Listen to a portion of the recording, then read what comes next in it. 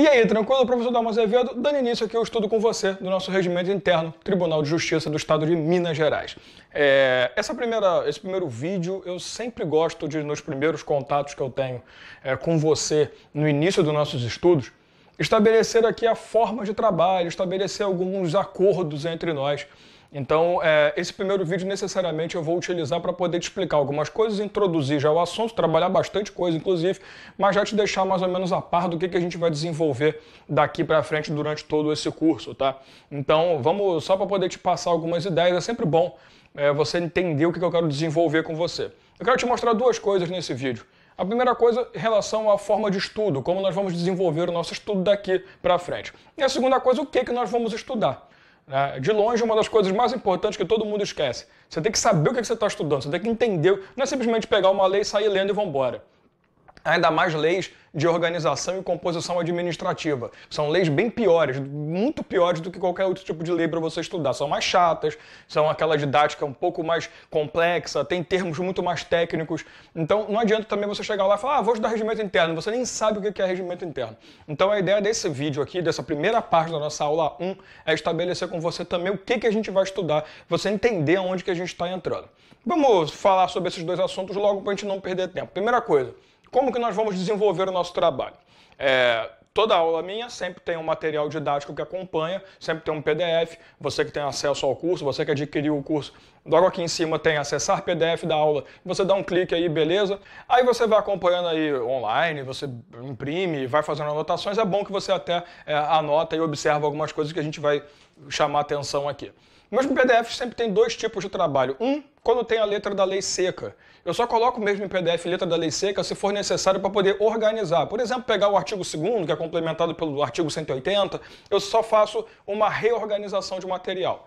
Ou eu faço o material com a legislação, mas também alguns esquemas, algumas situações. Quando é só a letra da lei, igual eu faço com alguns estatutos de vez em quando, e mesmo assim, quando pede só um ou outro artigo, eu não coloco PDF, porque não há necessidade. Letra da lei você procura e acha, tá? Mas no nosso caso, esse curso, você vai ter um material PDF que vai trazer tanto letra da lei quanto esquematização. Nós vamos pegar a letra da lei organizadinha, inclusive, por conta do regimento interno, em diversas oportunidades, chamar legislações externas para poder complementar a informação.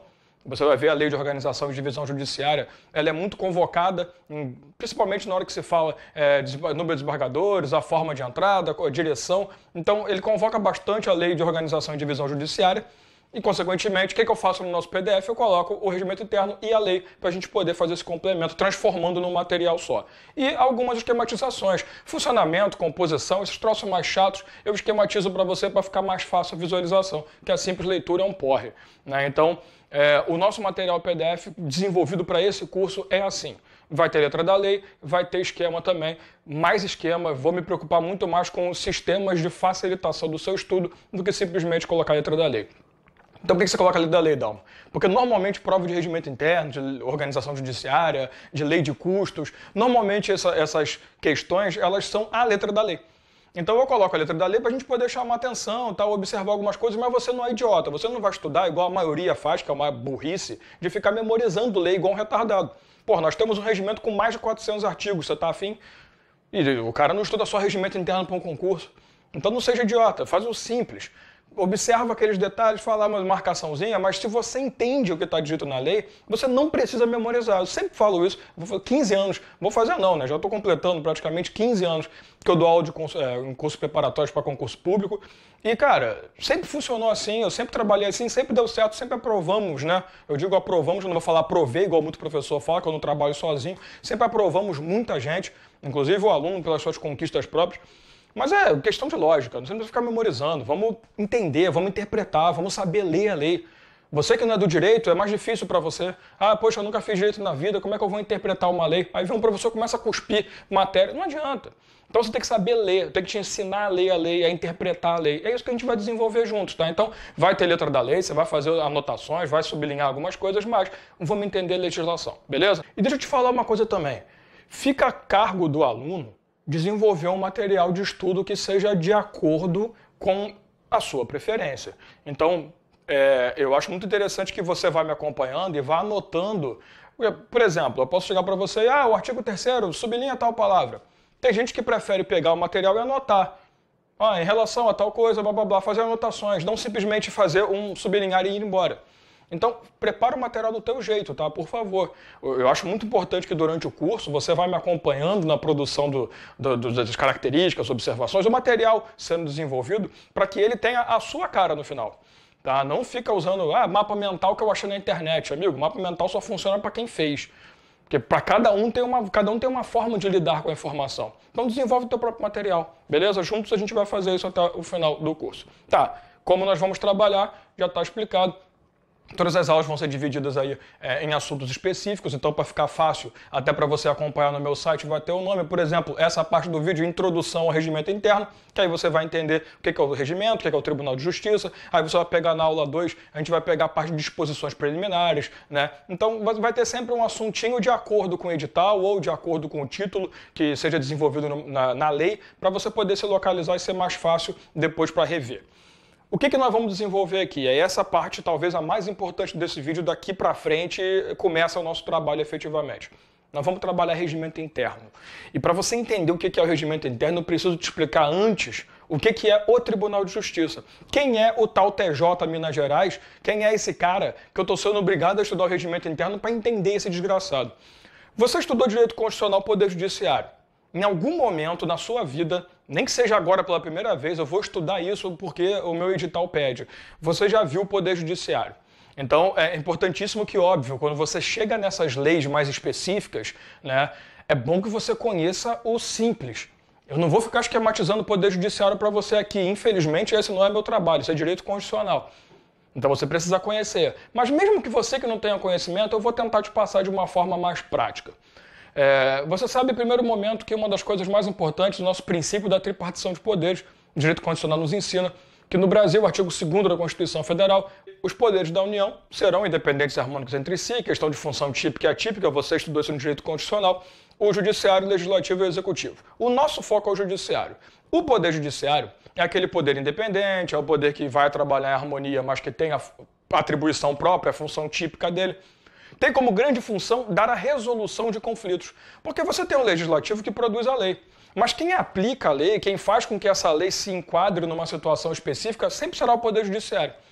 Então você tem lá a legislação determinando, tal, um fato criminoso, isso aqui tem que ser feito desse jeito, tem que seguir esse padrão. Quando você levar isso a um fato concreto, alguém precisa aplicar isso ao fato concreto, ver se realmente se aplica aquela lei ou aquele dispositivo. Então quem faz isso é o Poder Judiciário. Então o Poder Judiciário, obviamente, ele tem a atribuição precípua dele, que é jurisdição, jurisdicional, a atribuição de dizer o direito, de dar a resposta sobre situações e conflitos e lides. Então tudo que se resolve no Poder Judiciário. A aplicação é no Poder Judiciário. Porém, você nunca pode esquecer que, como função atípica, o Poder Judiciário também pode administrar, por exemplo. E essa é a culpa, né, vamos falar assim para ser mais aberto, do regimento interno existir. Então eu só queria que você lembrasse esse esqueminha. Quem é o Tribunal de Justiça dentro da composição do Poder Judiciário? Você sabe que, de regra, tá, gente? Eu não vou ficar mostrando todos os detalhes. Vamos pensar de regra. Se você, por acaso, tem uma demanda civil, uma demanda processual criminal, trabalhista que seja, você tem todo o direito, e aliás, você tem o dever, né? Você não pode resolver isso na mão, não tem autotutela. Você tem todo o direito de buscar o Poder Judiciário para que ele exerça a função de perceber se o teu direito realmente foi lesado, foi desrespeitado, e se você tem direito a alguma reparação naquilo. Então, a ideia inicial é, você tem direito de apresentar uma denúncia, apresentar uma reclamação, seja lá qual for o procedimento inicial. Consequentemente, você acaba lembrando do direito de petição, que você estuda também no direito constitucional, artigo 5º, né, da Constituição, que você estuda garantias constitucionais. O direito de petição é o seu direito de pedir ao poder público que analise uma determinada situação em seu nome. E o Poder Judiciário é o cara que vai fazer isso. Só que quando você entra com uma demanda processual, independente de qual for a esfera, essa demanda ela sempre é atendida em primeira instância. Eu sei que tem exceção, tá? Antes que chegue um retardado e fale, professor do babaca, sempre não, Dalmo, tem exceção. Eu falei para você, eu não vou trabalhar as exceções, vamos trabalhar a regra. Você sempre vai entrar, como base, com uma instrução processual em primeira instância. E essa primeira instância, aqui embaixo, ela é composta meramente por juízes. São juízes do direito, juízes trabalhistas, juízes eleitorais, juízes militares. Esses caras têm a função simplesmente de forma monocrática, sozinhos, de forma singular, decidir sobre algo. Só que, porra, imagina você ficar dependendo de um desgraçado para tomar decisão por você e definir o teu futuro, definir o teu direito. Porque esse desgraçado pode ter dormido mal, pode estar chateado com a vida, pode ter estudado numa faculdade de merda igual a minha, por exemplo. Então vai que esse cara pega lá, né? Se bem que vai virar juiz, estou comigo, não ia virar juiz nunca, né? Então provavelmente esse cara estudou bem. O cara vai chegar lá, vai tomar uma decisão totalmente louca, totalmente contrária, ou que você não esperava, sabe? Acontece isso. Então quando você tem uma derrota, ou a outra parte que você apresentou uma reclamação contra, uma denúncia contra, uma ação contra, quando você tem a outra parte também que pode perder, você tem a possibilidade de pedir recurso. Você tem a possibilidade de pedir que aquele processo seja revisto. Porque você entrou com uma ação, você perdeu, você acha que está errado. Não, eu tenho direito sim. E quando você entra com recurso, a gente entra no princípio do duplo grau de jurisdição, que é um dos princípios basilares do processo no Brasil. Se esse cara, em primeira instância, em situação singular, e aqui eu não vou ficar falando nem a admissibilidade, pelo amor de Deus, em primeira parte, se esse cara aqui te deu uma derrota ou te deu um ganho de causa e a outra parte não gostou, nada impede que esse processo, que aliás é muito comum isso acontecer, seja revisto por uma autoridade superior. Porque o Poder Judiciário é montado num sistema hierárquico. Quando você fala de juiz singular, você tem a chamada primeira instância ou primeiro grau de jurisdição. Quando esse primeiro grau apresenta a sua resposta, a sua sentença, a sua decisão, nada impede que você peça que essa análise feita aqui seja revista por uma autoridade superior. E essa autoridade superior ou superiora simplesmente é o Tribunal de Justiça. Porque esse cara é chamado de segundo grau de jurisdição, segundo grau de instrução. Então qual é a pegada aqui? A função do TJ, que é o cara que nos interessa, daqui para cima eu quero que se dane, STF, STJ, eu quero que se exploda. A função desse cara, primordialmente, como eu te disse, existem várias exceções, é que ele faça julgamentos, reanálise de julgamentos que vieram de instância inferior. Então é muito comum você pensar no Tribunal de Justiça como uma situação, como um posicionamento, um órgão de esfera recursal, de segunda instância, de segundo grau, com atribuição de reanálise de processos. Então é claro, entrei com uma ação, cheguei aqui embaixo, juiz primeiro juiz. O juizinho vai lá, monocrático, e fala, não tem direito não. Recorro, vai para cima. O TJ não é composto por um cara, é composto por uma porrada de caras. Tanto que a gente chama o segundo grau de jurisdição não de órgão monocrático mais, mas sim de um órgão colegiado. Porque aí você não vai ter um cara julgando a decisão, ou reavaliando, melhor dizendo, para não ficar parecendo muito que um manda no outro, reavaliando a decisão de órgão inferior, de um carinha. Que aí você também vai ficar na mão de um retardado que em cima você é tão doente quanto o cara aqui de baixo.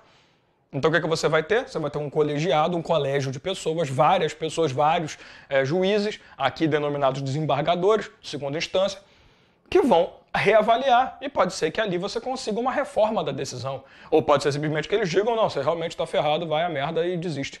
Tá? Então, o que é o Tribunal de Justiça? O Tribunal de Justiça é um órgão de segunda instância que tem como grande função receber reclamações, receber recursos, analisar recursos provenientes de ações de primeiro grau. Agora, por que eu estou falando tanto de tal da exceção? Que é uma coisa que você não pode esquecer. E você vai estudar isso comigo. Em alguns casos, o Tribunal de Justiça ele recebe como originário e não meramente como recurso. Então você dizer que o Tribunal de Justiça é um de segundo grau, tudo bem. Mas você dizer que o Tribunal de Justiça sempre terá a competência recursal derivada é um erro. Porque em dados momentos, você vai ter, o regimento interno normalmente faz esse trabalho, ele vai dizer para você que algumas ações serão originárias no tribunal, ou seja, você nem vai apresentar essa demanda no órgão singular, ele vai direto aqui para cima, vai direto para o colegiado. Então não passa, você não está fazendo reanálise de processo, você está abrindo uma ação diretamente no tribunal. Então sim, é segunda instância, é segundo grau, mas nunca se esqueça que nada impede que ele atue como primeiro grau. Nada impede que ele atue como um originário de processo. Tá? Mas é muito importante você lembrar, o Tribunal de Justiça é do segundo grau, faz parte da composição jurisdicional nossa. Obviamente, a ideia dele é receber recursos de decisões manifestadas, apresentadas em primeiro grau, mas nada impede também que ele receba uma ação de forma originária. Ele seja o julgador primário, primeiro daquela ação. Tá? Então o Tribunal de Justiça é esse carinha que você, quando estuda Poder Judiciário em toda a sua composição, você põe lá STF, STJ aqui, STM, TSE, TST. Quando você estuda essa porra, você lembra. Segundo grau, você tem o TJ, tem o TRF quando regional, né? TJ, competência estadual. Tá? Você vai ver que logo no começo do regimento ele faz essa observação pra gente. Eu vou te mostrar daqui a pouquinho. A partir da segunda aula a gente vai começar a trabalhar recurso mais visual, colocar o material para você na tela, mas esse primeiro momento é só uma conversa. Tá, Dalmo? Então eu tenho um Tribunal de Justiça. Eu tenho um cara que tem como grande função estabelecer a jurisdição dentro do nosso território, estabelecer o controle do direito dentro do nosso território, obviamente estadual, não à toa o Tribunal de Justiça é do Estado. E a grande jogada dele é ele ter uma organização específica. Porque esse cara vai ter, Dalmo, você me falou, é uma porrada de gente. Quantas são? Como que eles trabalham? Como que eles funcionam? Todo mundo trabalha ao mesmo tempo? Tem essa dúvida que é importante. Qual horário que eles estão trabalhando? Que dia que trabalha? Como é que funciona isso? Se vai entrar com recurso, qual é o procedimento? Quando você começa a se questionar como é que é o funcionamento, organização, composição, a competência, o que eu posso apresentar? Pô, eu tenho uma demanda trabalhista, eu posso apresentar no Tribunal de Justiça? Claro que não. Tem TRT para isso. Então, competência. Compete a ele algumas, mas não todas as ações também previstas no nosso ordenamento jurídico. Como é que eu vou saber o que o Tribunal de Justiça tem de organização, como que funciona, os horários, o expediente, o processo? Regimento interno. A sua resposta nada mais é do que estudar regimento interno. O regimento interno ele tem como função, ele é uma legislação que tem como poder organizar internamente determinado órgão. Toma cuidado para você não confundir com a Lei de Organização e Divisão Judiciária. A nossa querida Lei de Organização e Divisão, ela tem a função de estabelecer todo o sistema judicial do seu Estado. O regimento interno, ele é necessariamente ligado só ao Tribunal de Justiça. Aí os outros tribunais, o TRF, como que funciona, esse é problema de cada um. Cada um tem essa função, organização própria. Então, o que é regimento interno? É o dispositivo, é a legislação que nós precisamos para poder entender o pleno funcionamento de um Tribunal de Justiça. Tá? Então, a jogada de estudar regimento interno, por isso que é chato, é você entender como que ele funciona. O que nós vamos começar a desenvolver a partir de agora, né? Então, você já conhece o tribunal, você já sabe o que é regimento, esse é o nosso foco, vamos começar a desenvolver o nosso trabalho em cima do regimento interno. Tá tranquilo? Dá para entender onde a gente vai chegar? Beleza? Se você, por favor, tá? Dalmo, não tenho noção do que é o duplo grau de jurisdição. Puta, mas que porra é essa de processo? Ih, não tô entendendo nada. Dá uma lida no direito constitucional, dá uma analisada no Poder Judiciário, que isso é importante, tá? Não me leve a mal. Tem muito curso aí que coloca, regimento interno 20 horas, o cara leva 15 horas explicando o Poder Judiciário, montando esqueminha. Não, cara, isso é do direito constitucional, isso você já tem o conhecimento. Aí fica pior para você, que você estuda no constitucional, no regimento interno de novo, você paga caro para ficar analisando a mesma coisa que o outro professor já falou. Vamos ser objetivo. Então, se você não tem essa estrutura ainda perfeita na sua cabeça, claro que você não vai impedir você de estudar regimento interno, você vai entender, mas pode ser que você tenha uma certa dificuldade. Então, caso você não tenha isso, faça uma análise primeiro. No YouTube você encontra vários vídeos, até gratuitos, né? Não muito aprofundados e alguns bem chatos, né? Mas faz parte, mas que determinam para você, dá para você entender como funciona o Poder Judiciário. Então, dá uma procuradinha ali, Poder Judiciário, organização do Poder Judiciário, tu vai encontrar alguns vídeos. Meus ainda não, mas futuramente terão. Vai ter vídeo lá sobre isso. Mas dá uma analisada e dá uma estudadinha para você não se arrebentar. Só uma coisa que eu quero chamar a atenção para a gente poder fechar esse vídeo aqui e começar a trabalhar efetivamente o regimento interno na próxima parte da aula. Toma cuidado quando você for buscar o regimento interno do Tribunal de Justiça de Minas Gerais. Eu trabalho estatutos de todo o Brasil, regimentos de todo o Brasil, e às vezes eu me deparo com algumas situações. Eu me deparei com isso no ano passado, quando eu estava ministrando aulas de regimento interno do TRT de Santa Catarina, e aqui em Minas Gerais, né, aqui que eu digo em relação a esse curso, eu me deparei com uma situação legal. Quando eu fiz a busca no nosso querido Google, nosso amigo Google, o primeiro ou o segundo resultado, eu não lembro qual foi, salvo engano foi o primeiro, me levou a um site do Tribunal de Justiça, que é o site anterior ao site atual. E eu achei estranho, porque eu fui analisar o regimento interno e estava lá, regimento interno atualizado até as alterações regimentais de 2010. Eu fiquei, porra, duvido. Estamos em 2017. Eu conheço muito bem meu povo. Nós tivemos um novo CPC em 2015 aí que teve a vacácio de 1 ano, mas em 2015 ele foi publicado. O novo CPC alterou um monte de coisa.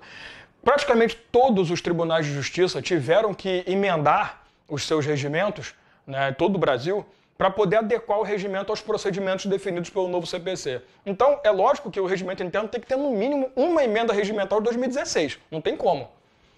E eu achei esquisito. Aí eu fui continuar buscando nos outros resultados, eu acabei encontrando o site verdadeiro do TJ, um outro site totalmente diferente, não entendo o porquê, não sei se eles mantiveram o sistema, se eles mudaram uma instruçãozinha ou outra. Bom, e ali você encontra o documento real. Então toma cuidado quando você for estudar. Tá no seu PDF, você tem no primeiro slide, você tem exatamente aí qual é o que você tem que procurar. Regimento interno atualizado até a emenda regimental número 6 de 2016. Foi publicada, salvo engano, da minha parte, 26 ou 29. Eu acho que foi 29 de abril. Eu não lembro agora exatamente o dia, mas foi em abril de 2016 a última alteração regimentar que nos interessa, tá? Então, procure direitinho, porque às vezes você pode cair. Infelizmente, o Google também não é perfeito, ele indexa a porra toda, faz parte. Você pode acabar caindo em procurar o documento errado, tá? Fica essa observação para você. Mas também, se você está estudando no curso comigo, caga para o regimento interno natural, porque tudo que você precisa vai estar aqui no seu PDF, tá? Então nem precisa ficar se preocupando muito não, mas às vezes é bom procurar para algumas coisas que você queira analisar de uma forma mais própria, né? Mais pessoal, tá? Então vamos fechar por aqui. Já falei pra cacete, já te irritei, você está com vontade de se matar. Próximo vídeo a gente começa a falar, na parte 2 da nossa aula 1, a gente começa a falar efetivamente de regimento interno. Tá tranquilo? Até daqui a pouquinho.